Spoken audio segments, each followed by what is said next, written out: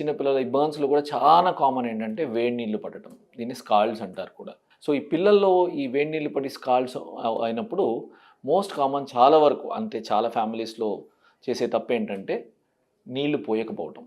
ఏదైనా సరే కాలినప్పుడు మనం ఏం చేస్తాము? ఏదైనా సరే ఏదైనా ఒక చిన్న నిప్పు అంటుకున్నప్పుడు ఏం చేస్తాము? నీళ్లు పోస్తాం.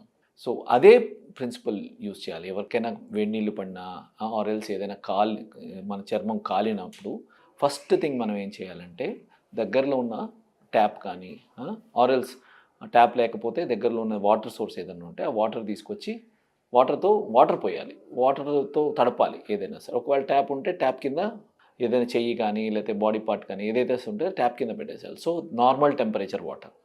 ఐస్ కోల్డ్ వాటర్ కాదు, ఐస్ కాదు. నార్మల్ టెంపరేచర్ వాటర్ అది పెడితే ఏమవుతుందంటే ఈ టెంపరేచర్ ఏదైతే ఉంటుందో ఆ వేడిని లాగేస్తుంది. సో, ఈ వేడి లాగటం వల్ల ఏమవుతుంది? ఆ డెప్త్ ఆఫ్ బర్న్స్, డెప్త్ అంటే ఏదైతే లోతుగా కాలటం ఉంటుందో ఆ లోతుగా కాలడం తగ్గుతుంది. సో, డీప్ బర్న్స్ అయ్యేది సూపర్ఫిషియల్ అంటే పైపైన కాలిపోతుంది. సో, పైపైన కాలిపోవటం వల్ల సింపుల్ మేనేజ్మెంట్ అయిపోతుంది.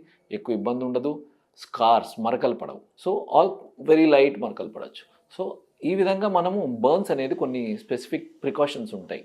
ఎస్పెషల్లీ చిన్నపిల్లల్లో స్కాల్డ్స్ ఉన్నప్పుడు. స్కాల్డ్స్ అంటే వేడి నీళ్ళ వల్ల అయిన బర్న్స్‌ని స్కాల్డ్స్ అంటారనమాట.